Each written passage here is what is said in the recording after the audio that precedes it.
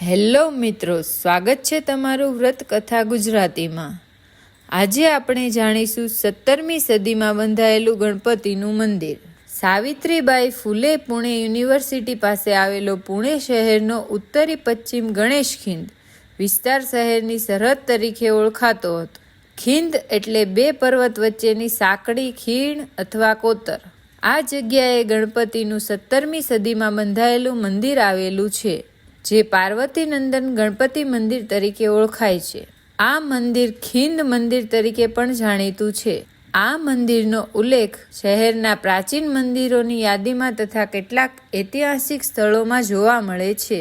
એવું માનવામાં આવે છે કે એ સમયે છત્રપતિ શિવાજી મહારાજના માતા રાજમાતા જીજાબાઈએ આ મંદિરનો જીર્ણોદ્ધાર કરાવ્યો હતો। એવું પણ જાણવા મળે છે કે એ વખતે મંદિરના કૂવામાંથી ખજાનો મળી આવ્યો હતો।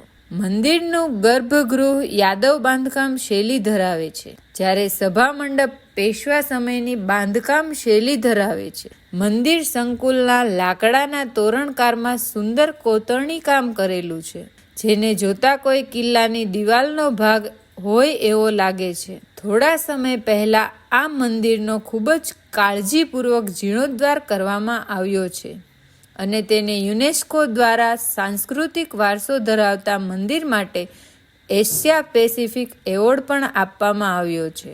ખીંદ વિસ્તાર શહેરનો સરહદી વિસ્તાર હોવાથી અહીં જંગલ હતું અને રાજમાર્ગ પરથી પસાર થતા વટેમાર્ગુએ લૂંટારાઓએ એ સમયે લૂંટી લેતા હતા। તેમનાથી બચવા માટે લોકો આ મંદિરમાં શરણ લેતા, કેમ કે લૂંટારાઓએ આ મંદિરમાં આવતા નહીં।